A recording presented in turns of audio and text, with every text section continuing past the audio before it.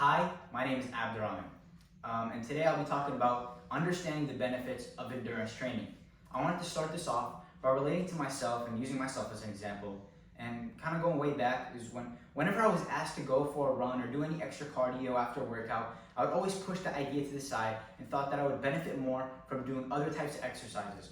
While there are benefits to other ways of working out, such as lifting or calisthenics, which is a form of bodyweight exercises, those type of workouts are muscle related and don't hit the cardiovascular muscle as hard, which does not allow the muscle to grow, for you and to experience those benefits that come with it. Now, I'll break this down into three parts. So the three major benefits of endurance training, that is, improves mental health and performance, improves your cardiovascular health, and improves your overall fitness health.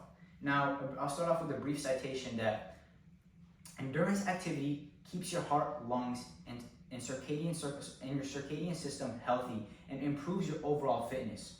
As a result, people who get the recommended regular physical activity can reduce the risk of many diseases such as diabetes, heart disease, and stroke. Now, this article doesn't have an author, but it was published in April 18th, 2018, and it was called Heart Attack and Stroke Symptoms.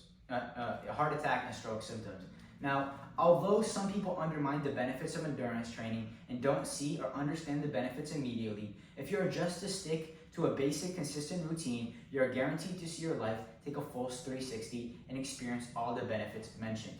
Now, the first topic, being mental health and performance. I'll break this down into two parts: the mental emotional health aspect and the mental performance aspect.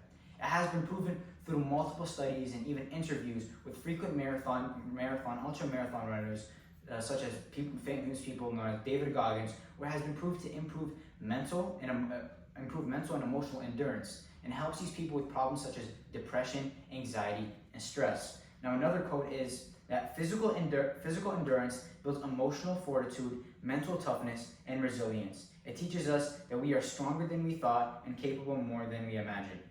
And this quote is by Simon Gunn and was published 27th of July 2016. And the name of the article is Psychological Benefits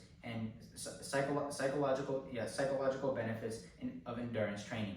Now, this type of mental and emotional fortitude translates to other aspects of your mental function, which is your mental performance. Now, what is your mental performance, you might be asking? Mental performance is the ability to comprehend things quickly. How fatigued does it get after absorbing a long day of information, and are you able to translate that information into your everyday day-to-day life and apply it to the things around you, such as school? When you absorb all that information from that one lesson or that one unit, and then you have a test coming up, are you able to translate that information that you got into that test? Are you able, or do you get fatigued or burnt out? And with increasing your mental performance, you are able to do better in these type of things. Now, my second topic being improves your cardiovascular health.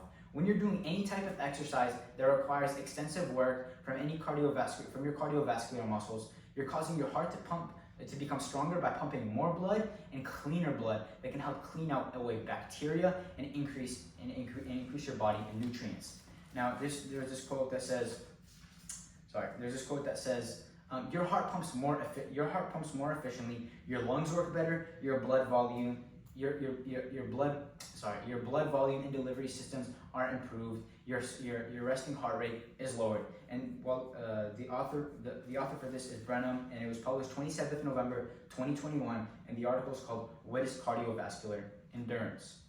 Now, by having your cardiovascular health in a better shape, you are less prone to any physiological and psychological diseases, which we'll dive more into our next part. Our next part is improving overall fitness health. Now, I want to shed more light into this because a lot of people think that, if I work out too hard, if I do too much cardio, then I'm gonna lose a lot of my gains. That's not really how it works. If you do a lot of cardio frequently, like those ultra marathon runners, yes, you will lose a lot of your gains. But if you do a regular amount of cardiovascular activity, you will not lose your gains. Now, by incorporating endurance training into your daily regimen, you're bound to decrease the chance of obtaining any type of disease or an illness, such as cardiovascular related diseases, stroke, diabetes, arthritis, and osteoporosis. Now I have a quote that goes with this, which is the same one as the one that I mentioned earlier. Sorry about that. And that is that endurance activity keeps your heart, lungs, and circulatory systems healthy and improves your overall fitness. As a result, people who get the recommended regular physical activity can reduce the risk of many diseases such as diabetes, stroke, and heart disease, like I mentioned earlier. And it was published April 18th, 2018, with no author, and the article was called Heart Attack and Stroke Symptoms. Now, it makes every day-to-day activity that you do way more easier, and it translates to the gym in a positive way than you might think that in a negative way. As a person who has hopped on the idea of getting at least some type of endurance training every day, whether that be steps, walking, jogging, or even getting a simple few sprints a week, or playing a sport like basketball, soccer, or football, I have seen drastic improvements even in the simplest things in my life. I realized I'm more awake and have more energy throughout the day, even things like sleeping. I feel like I sleep better. When I wake up, I don't feel drowsy and fatigued. My mind isn't clouded. I'm sharp. I know what I need to tackle. And a good quote for this is that endurance activities, often referred to as aerobic, increase your breathing and heart rate. Thus, these activities keep you healthy, improve your fitness, and help you perform the tasks you need to do every day. Lastly, it will also allow you to lift heavier amounts of weight with less fatigue. Now, all of this information is beneficial, but only when applied to your day-to-day life. You may see this as a huge step that looks like an impossible task, but all of this is achievable. But all of this is achievable if you put your fear and overthinking to the side and make your first step. Now, if you want to, and you don't have to do this, but it's beneficial for you, like I mentioned earlier, with all the benefits to it, you don't have to start off with a 5-mile run straight off the bat, but you should start slowly. Take it one step at a time. Just going for that 20-minute walk every day. Try to keep it consistent for 2 weeks. Then after that, you want to progress slowly to more difficult tasks. And then you want to keep this gradual increase until it becomes more difficult, becomes like a habitual habit to you. Although some people undermine the benefits of endurance training and don't see or understand the benefits immediately, if you are just to stick to basic consistent routine, you'll immediately start seeing changes to your mental and physical health. With all being said, this is a journey that involves you taking one step at a time. And thank you for your time. And do you guys have any questions? Yeah. Do you need to change your diet in your endurance training? You don't really need to change you don't really have to any drastic changes when you first start, but just like I said earlier, you need to take it one step at a time. Don't try to overthink it. Make the small changes in your diet, and for sure a clean diet will help you increase your endurance training, but you don't need to start off clean straight off the bat. Any more questions? How often do you need to do endurance training?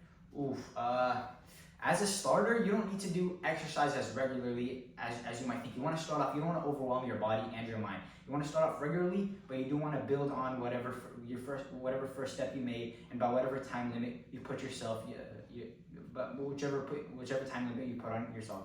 You want to get a 1K done. You want to get 1 mile done, right? Or in a certain time by 6 months. So you want to keep that gradual increase. Any more questions? Yeah, I was gonna ask, how long does it take you to see any mental health improvements? So, within the first week, you're bound. Okay, within the first week, you're bound to see some type of mental health improvement, whether feeling motivated or happier, just depending on the person. But each person doesn't get the same exact emotion or the same relief or improvement, but you are bound to see it within at least the first 2 weeks. That's it. Thank you for your time. I'm out.